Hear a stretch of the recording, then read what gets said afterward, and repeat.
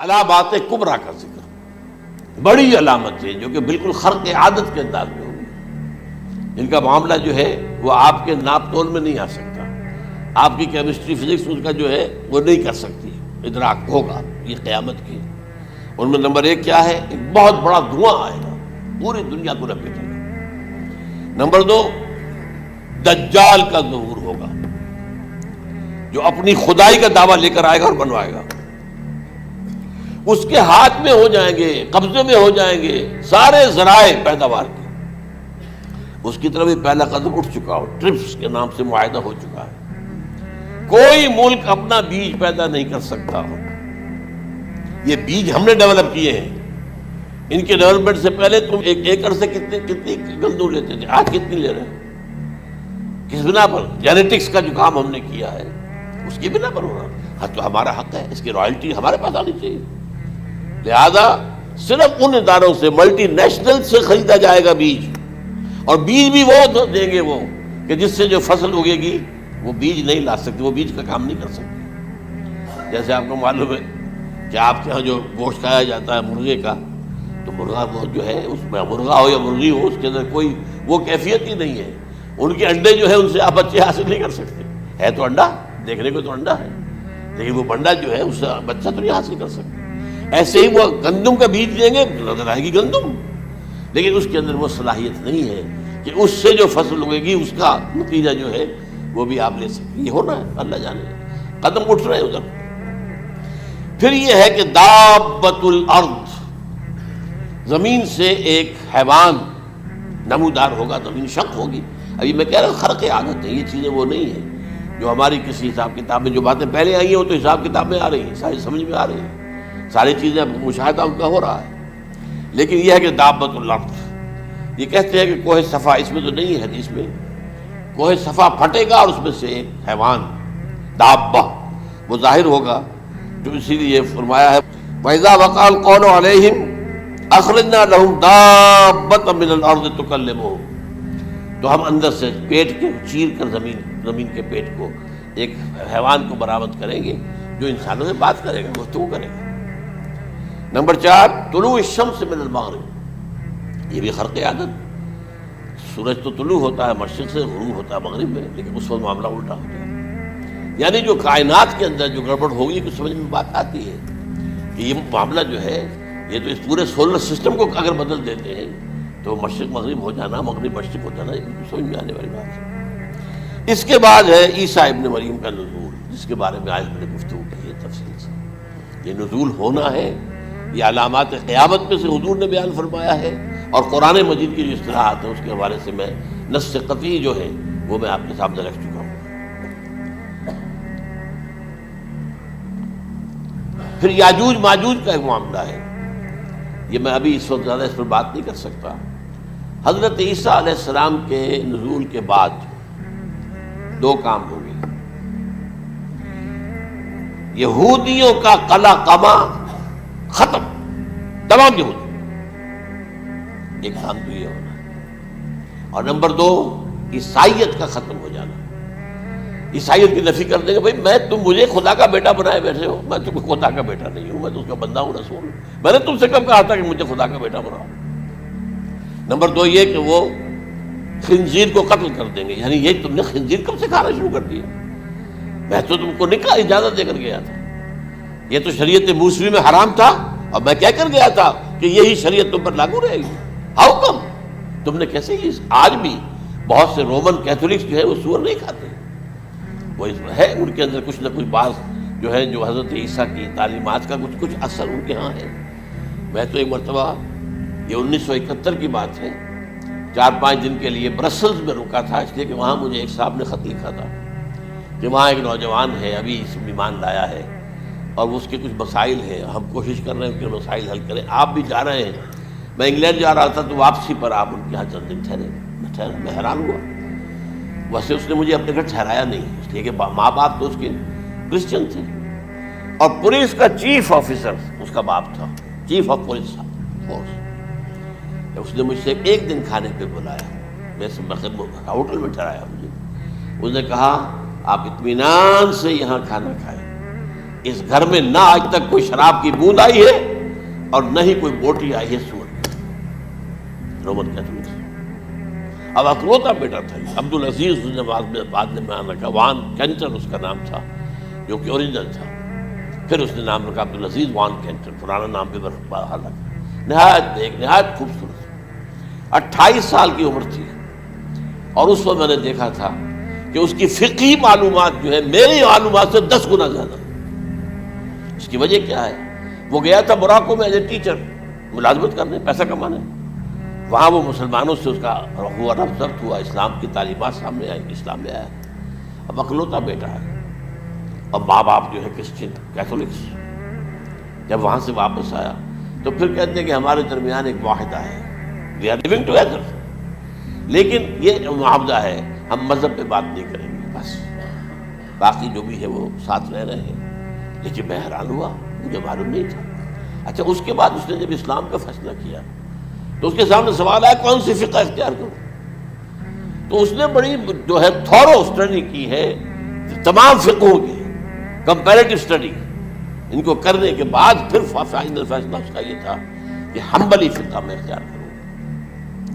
چاروں فقہوں میں سب سے لیٹسٹ حنبلی ہے، یعنی حنفی نمبر 1، پھر مالکی نمبر 2، پھر اس کے بعد شافعی نمبر 3، پھر یہ امام احمد ابن حنبل ہے۔ اور امام احمد ابن حنبل کے زمانے تک احادیث بہت بڑے پیمانے پر جمع ہو چکی تھی، جبکہ ابھی حضرت امام ابو حنیفہ کے زمانے میں کوئی اتنا زیادہ جو ہے حدیث کا بھی ذخیرہ نہیں بنا تھا۔ اسی پر تو لوگ حیران ہوتے ہیں کہ زیادہ حدیث امام ابو حنیفہ کے علم میں نہیں تھی، لیکن مجال ہے کہ ان کا کوئی فتویٰ جو ہے کتاب و حدیث کے، کتاب اور سنت کے خلاف ہو۔ اگرچہ انہوں نے صاف کہا کہ اگر تم پاؤ کوئی ایسی سچی حدیث، پختہ حدیث جو میری کسی رائے کے خلاف ہو تو میری رائے کو دیوار پر دے مارنا اور اس صحیح حدیث کا بھی پیروی کرنا۔ لیکن ویسے اس کے بعد یہ کمال یہ ہے کہ بہت ہی کوئی شاذ معاملہ ہے کہ جس میں ان کا کوئی فتویٰ وہ کتاب و سنت کے منافی ہو یا سنت کے منافی ہو۔ کتاب میں تو سوال پیدا نہیں ہوتا، کتاب تو ساری ان کے سامنے موجود تھی۔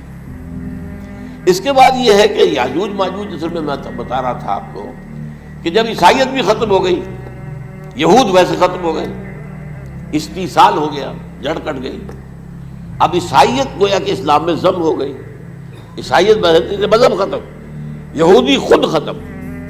اب یہ طاقت کتنی ہو جائے گی؟ تقریباً 2/3 دنیا آ گئی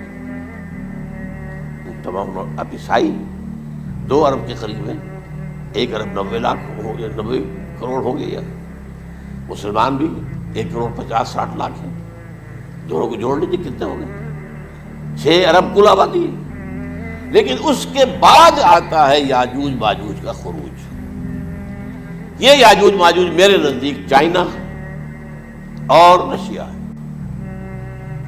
ان کی مجموعی طاقت اتنی ہوگی اور یہ اس طرح آئیں گے ہر اونچائی پر سے اترتے ہوئے، پھسلتے ہوئے، جیسے 1962 میں جب وار ہوئی تھی بٹوین چائنا اینڈ انڈیا 1962 میں، تو وہ اس وقت کا نقشہ مجھے آج بھی اخبارات میں پڑھتا تھا تو یاد، waves after waves of Chinese soldiers were coming down the slopes of Himalayas۔ یہ تو وہ ہے نا جن کی تعداد کا کوئی حساب نہیں ہے، اور رشیا اور یہ مل کر جو ہے، میرا اندازہ یہ ہے کہ جب پہلے ملحمۃ العظمیٰ ہوگی وہ عیسائیوں اور مسلمانوں کے درمیان، اس وقت یہ دونوں پاورز نیوٹرل رہیں گی، لیکن غالباً یہ بات طے کر لیں گی کہ ویپنز آف ورلڈ جو ہے ماس ڈسٹرکشن، یہ استعمال مت کرنا۔ اگر یہ ویپنز آف ماس ڈسٹرکشن استعمال کرو گے تو ہم میدان میں آ جائیں گے۔ اس میں وہ جنگ جب ہو چکے گی، پھر حضرت عیسیٰ کو فتح حاصل ہو جائے گی، اور پھر یہ کہ یہودیت ختم ہو جائے گی، عیسائیت بطور مذہب ختم ہو کر اسلام میں ضم ہو جائے گا، پھر وہ 40 برس کا عہد حکومت ہے حضرت عیسیٰ علیہ السلام۔ لیکن جب یہ فتح ہو جائے گی ان پر، اب یاجوج ماجوج آئیں گے اور اتنی تعداد میں آئیں گے کہ بحیرہ طبریہ جو ہے اس کا سارا پانی پی جائے گا۔ یہ تو اگر آپ کو کبھی اندازہ ہو یا کوئی آپ جانے ان لوگوں کو جو ان چینیوں سے واقف ہیں، وہ کہتے ہیں زمین پر ہلتی ہوئی کوئی چیزوں سے وہ چھوڑی کھا جائیں گے۔ جہاں وہ جاتے ہیں ایز اے لیبرر، وہاں کے جو سارے کتے ہیں ختم، ساری بلیاں ختم، ہر شے، وہ جو سانپ کھاتے ہیں، ہر چیز کھاتے ہیں۔ اور یہ تمام ایسٹرن کنٹریز کے اندر ہوتا ہے، بڑی ڈیلیشیس ڈشز ہیں یہ، سانپ وغیرہ وغیرہ، اور یہ جس طرح کھا جائے، پانی پیا ایک قطرہ نہیں رہے گا اس پر. تو پھر جو ہے اللہ تعالیٰ اس وقت جو ہے اس میں ایک ایسی بیماری پیدا کرے گا کہ یہ سب مر جائے گا. یہ معجزے سے ہوگا، یعنی ان کے اوپر فتح جو ہے وہ عام لڑائی کے ذریعے سے نہیں ہوگی، بلکہ اس کے اوپر فتح جو ہوگی وہ اللہ تعالیٰ سے بوجھ، ایک بیماری پیدا ہوگی سب مر جائے گا. اور اس کے بعد اللہ تعالیٰ ایسے پرندے بھیجے گا بڑی لمبی لمبی گردنوں والے، وہ ان سب کو کھا جائیں گے. جیسے ہمارے ہاں گدھ ہوتے ہیں وہ ان کو صاف کر دیں گے. ورنہ تو یہ ہے کہ پوری دنیا کے اندر جو بدبو اور جو پیدا ہوتا معاملہ اس سے، تو اس نوع انسانی کی بقا ممکن نہیں تھی. ان کے خاتمے کے بعد پھر یہ ہوگا کہ حکومت اسلامی جو ہے پوری دنیا میں حضرت مسیح علیہ السلام کی ہوگی. 45 برس وہ رہیں گے، اسی میں وہ کہلن بھی آ جائے گا، وہ فی المہد و کہلن جو میں نے شروع میں بیان کیا تھا. اسی میں پھر یہ ہے کہ وہ شادی بھی کریں گے، ان کی اولاد بھی ہوگی، اور پھر ان کا انتقال ہوگا تو حضرت حضور صلی اللہ علیہ وسلم کے حجرے میں، وہیں پر جہاں حضور اور ابو بکر اور عمر رضی اللہ تعالیٰ عنہ دفن، وہیں پہ ان کو دفن کیا جائے. اور قیامت کے دن حضور فرماتے ہیں کہ میں اور یہ تینوں ساتھ نکلیں گے. تو یہ ہے حالات و واقعات. بہرحال اس میں یہ ہے کہ یہ نوٹ کر لیجئے کہ جہاں تک ہمارے ہاں آج کل کا معاملہ ہے، میرے نزدیک میں یہ کہنے پر مجبور ہوں، جو رفع و نزول مسیح کو نہیں مانتا وہ کم سے کم منکر حدیث ضرور ہے. میں اس سے کم کا فتویٰ نہیں دے سکتا.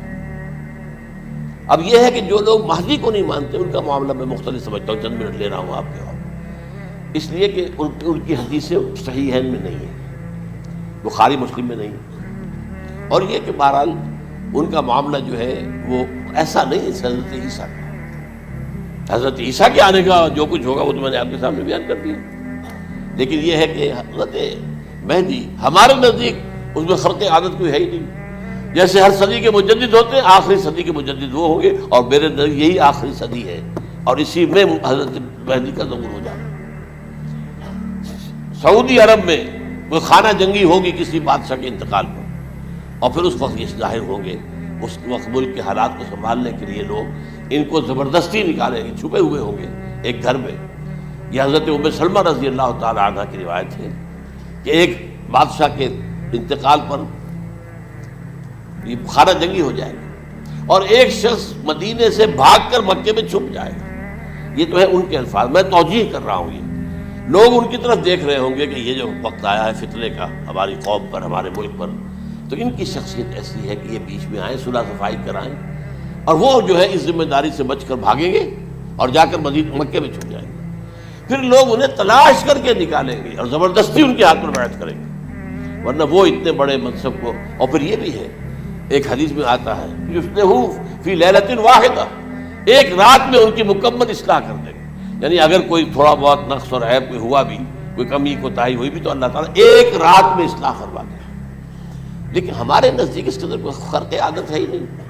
البتہ جو کہتے ہیں اہل تشیع، وہ خرق عادت ہے کہ ان کے 12ویں امام جو ہے وہ بچپن ہی کے اندر اس خوف سے کہ جو بنو عباس بادشاہ ہیں وہ ان کو قتل کر دیں گے، تو وہ ایک غار میں چھپا دیے گئے. اب وہ 1200 برس سے اس غار کے اندر چھپے ہوئے، اور اس کے بعد وہ ظاہر ہوگی، وہ امام مہدی ہوں گے. اس میں خرق عادت ہے. لیکن میں یہ کہتا ہوں کہ محض خرق عادت کی بنیاد پر ہم اس کی نفی نہیں کریں گے. کیوں؟ کیا ہم یہ نہیں مانتے کہ اصحاب کہف 300 برس تک سوئے رہے؟ یہ کیا عام بات ہے؟ حضرت عزیر علیہ السلام اللہ نے انہیں موت دی، موت، اور 100 برس کے بعد لا کر کے اٹھا لیا. تو خرق عادت حضرت عیسیٰ کو ہم اتنا بڑا خرق عادت مانتے ہیں کہ اٹھا کر آسمان پر، تیسرے آسمان کے اوپر ہیں، موجود ہیں، اب بھی ہیں. شب معراج میں تیسرے آسمان پر حضور کی ملاقات ان سے ہوئی. تو یہ خرق عادت کی بنیاد پر نفی نہیں ہم کرتے. ہو سکتا ہے، لیکن یہ کہ اس کے لیے ہمارے پاس کوئی دلیل نہیں، کوئی احادیث نہیں، کچھ نہیں، اس لیے ہم اس کو نہیں مانتے. البتہ خود وجود جو ہے حضرت مہدی کا وہ کوئی عجیب بات نہیں ہے. وہ تو جیسے پہلے بھی آئے ہیں ہمارے مجددین، ایسے مجدد ہوں گے اور دین کو تازہ کر دیں گے. ایک صحیح اسلامی ریاست جو ہے وہ عرب میں قائم ہو جائے گی دوبارہ. حضور نے فرمایا وہ عدل اور انصاف سے عرب کو اسی طرح بھر دے گا جیسے کہ وہ اس سے پہلے ظلم اور جور اور زیادتیوں کے سے بھری ہوئی ہوگی. تو یہ کام ہوگا، یہ تو مجدد کا کام ہوتا ہی ہے. اس حوالے سے لیکن بہرحال میں نے پھر بھی کہا کہ اگر احادیث کی کمزوری کی وجہ سے کہ صحیح عین میں نہیں ہے، اگر کوئی شخص انکار کرے تو مجھے کوئی اعتراض نہیں ہے، ٹھیک ہے، لیکن جو حضرت عیسیٰ کے نفع سماوی اور حضرت عیسیٰ کے نزول کا انکار کرتا ہے وہ کم سے کم، میں انہیں اور آگے کوئی فتویٰ نہیں دیتا کہ وہ کافر ہو گئے یا یہ ہو گیا یا وہ ہو گیا، لیکن منکر حدیث کے لائن میں تو وہ لازماً کھڑے ہو